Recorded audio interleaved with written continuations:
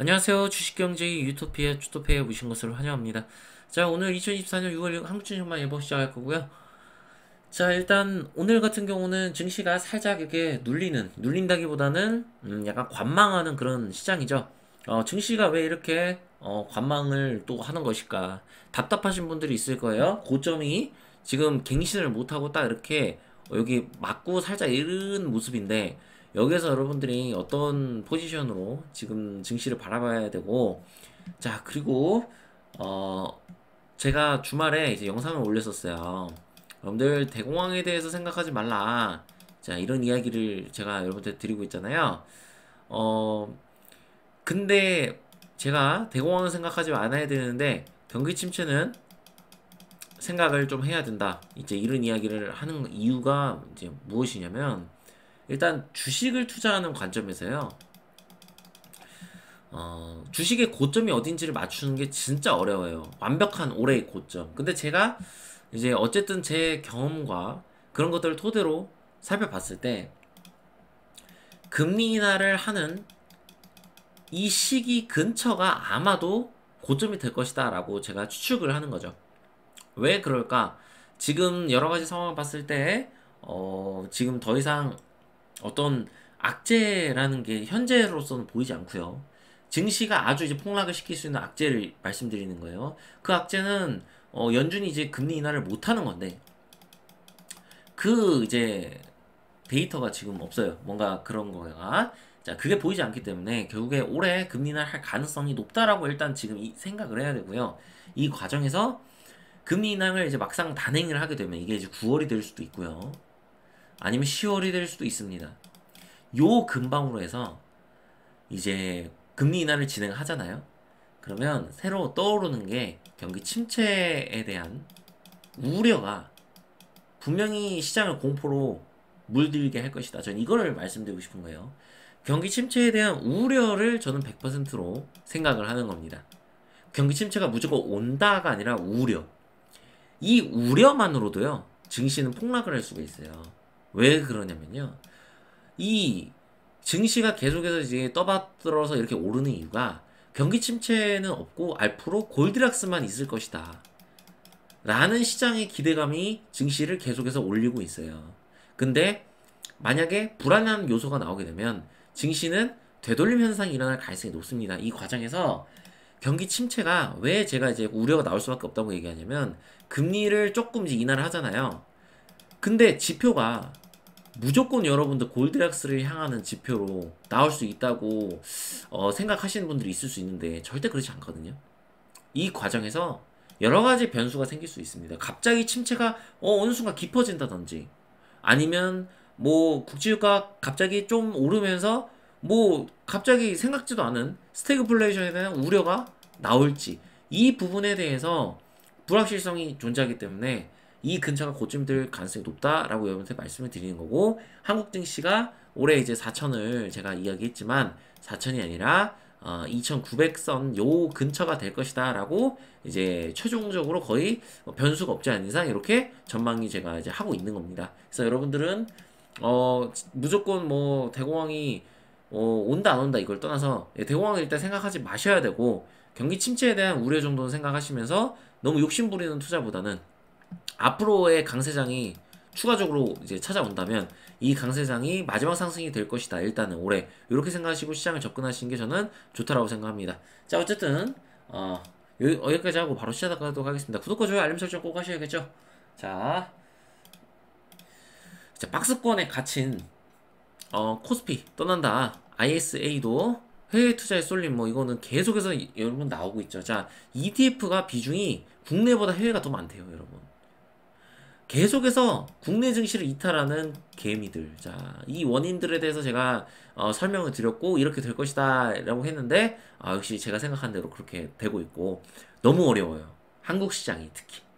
그럼 미국 시장은 한국 시장보다는 솔직히 쉽습니다. 자, 그렇기 때문에 개인 투자들이 미국 시장으로 넘어가거든요. 근데 제가 분명하게 여러분들 말씀드리고 싶은 거는, 미국 시장이라고 더 돈을 잘 벌고 어떤 도피처가 될 수가 없어요. 최종적으로는.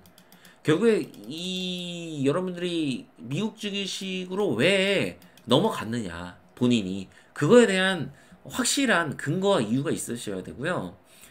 미국 증시 나스닥이 추가적으로 상승 여력이 있어요. 그리고 2만 시대 열린다. 제가 이제 얼마 전에 말씀드렸지만 여러분들 계속해서 오를 가능성보다는 어느 정도 오르다가 올해 고점을 찍을 가능성이 있기 때문에 너무 큰 욕심을 부리시고 너무 큰 기대를 하시고 지금 미국 증시를 가는 것보다는 차분하게 국내 증시 하시면서 여러분들의 어떤 그런 주식에 대한 경험을 쌓는 게 더 중요하다고 생각합니다. 어딜 가든 다 똑같아요, 여러분들. 진짜예요.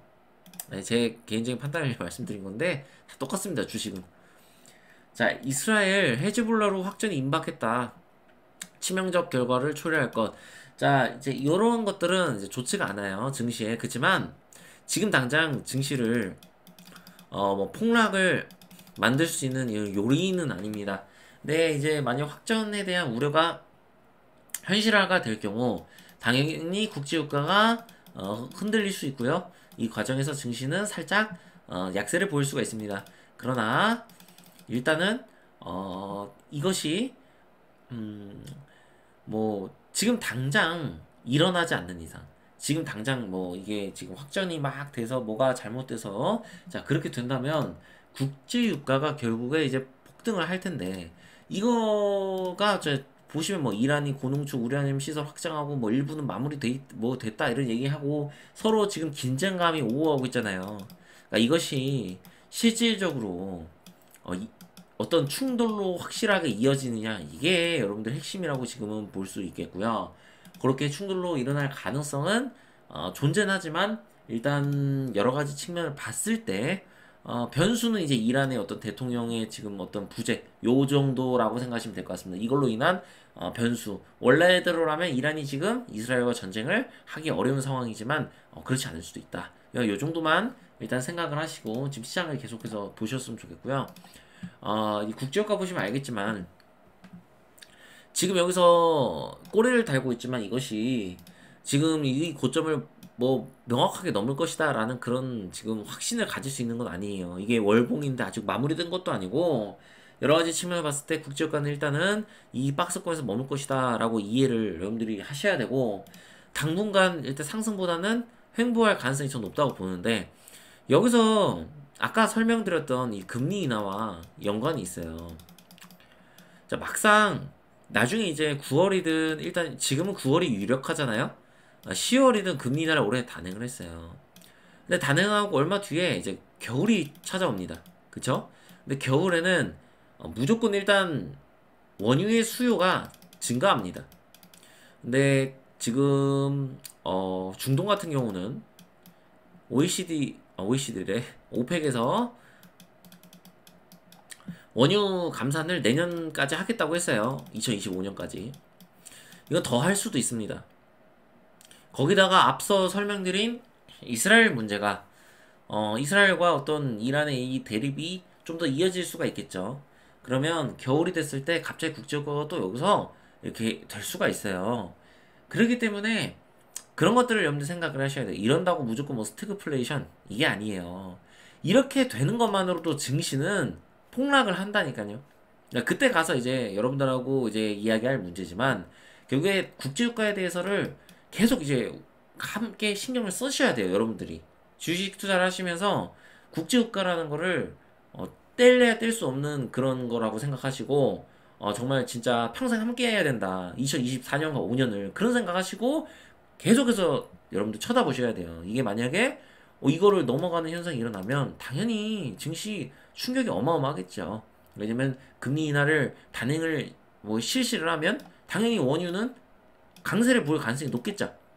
달러가 가치가 떨어지니까 그거와 맞물려서 여러 가지 변수들이 있을 수 있기 때문에 이 과정에서 증시가 출렁일 수 있다. 이런 것들을 일단 생각하고 접근을 하셔야 된다는 거예요. 네? 그렇다고 여기서 이제 뭐 대공황이다 이게 아니에요. 여러분들 이렇게 생각하시고 투자하시면 안 되고 이게 이걸로 해서 출렁일 수 있다. 요것만 여러분들이 생각하시면 좋을 것 같아요. 환율을 좀 볼 텐데 환율이 일단은 여기를 돌파해서는 안 돼요. 지금 여기 구간은 일단 절대로 돌파해서는 안 되고요.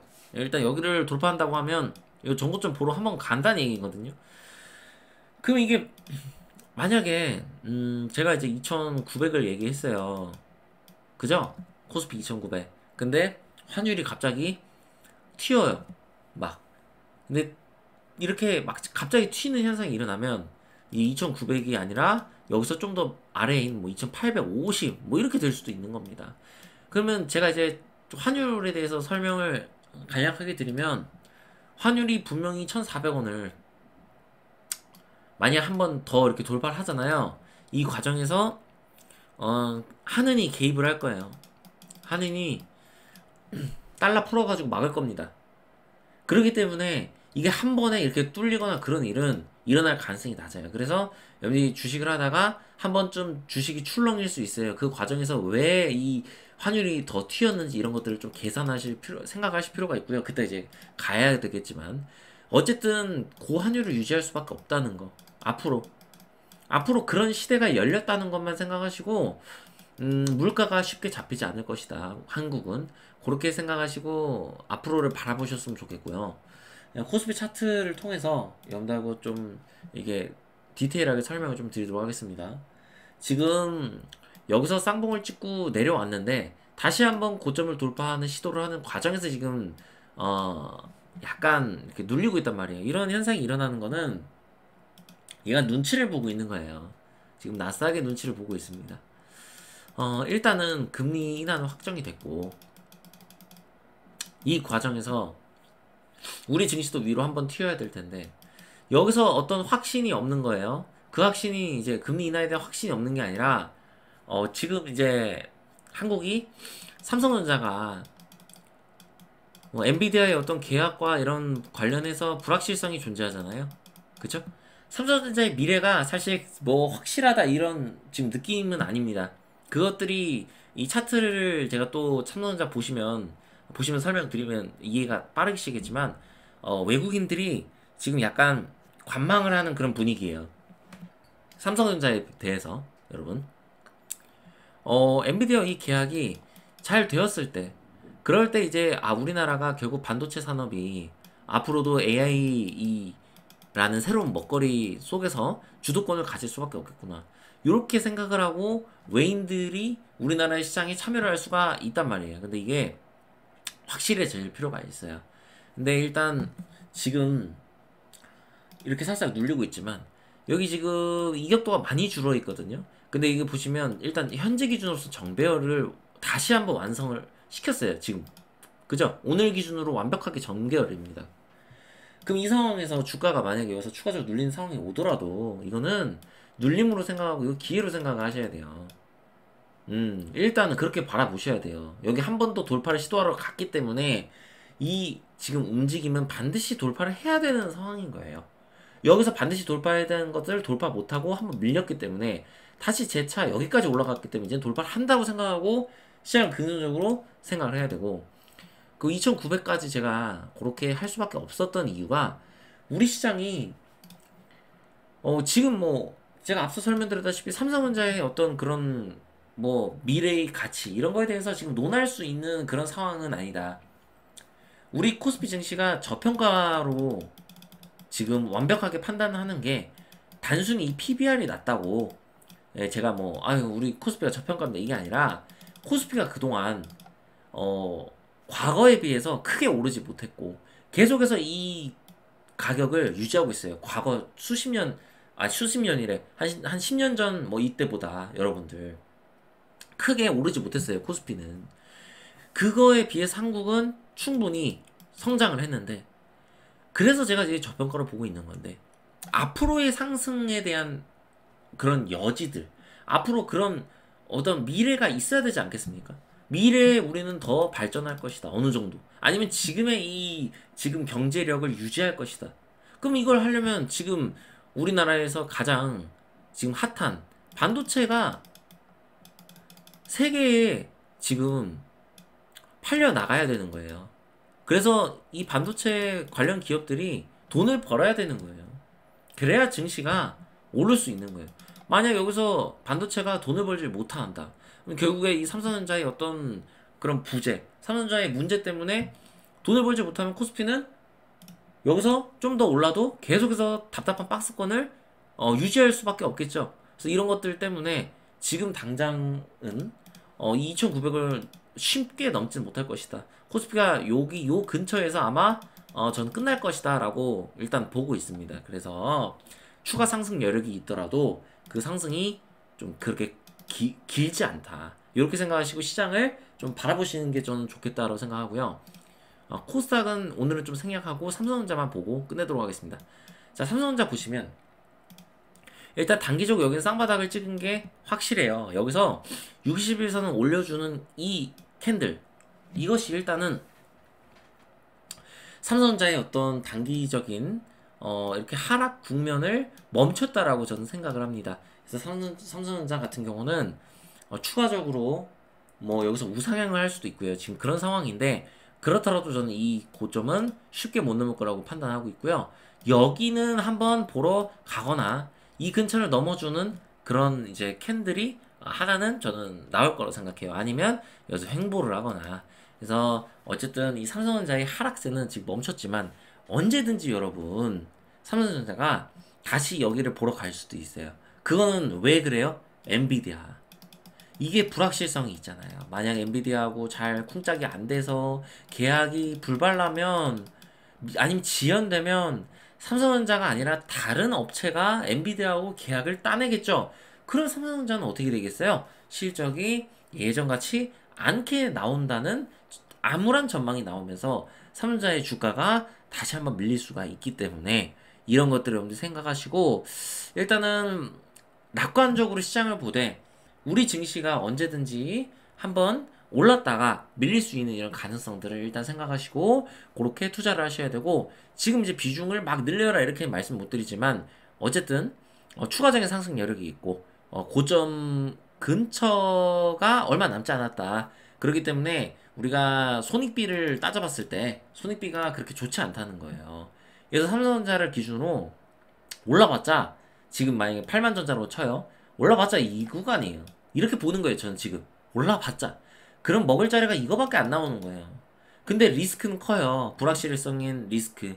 뭔가 잘못될 수 있는. 그렇기 때문에 지금은 적극적으로 막 비중을 늘리기보다는 여러분들이 이제 만약에 갖고 있으셨던 종목이 있다면 추가적으로 상승이 쭉 나오면 좀 이렇게 조금씩 이렇게 매도하는 그런 게 좋지 않을까 이렇게 전략을 제시하고 저는 여기까지 마무리하고 끝내도록 하겠습니다. 자, 구독과 좋아요 알림 설정 꼭 하셔야겠죠. 주식경제 유토피아 주토피아였습니다. 감사합니다.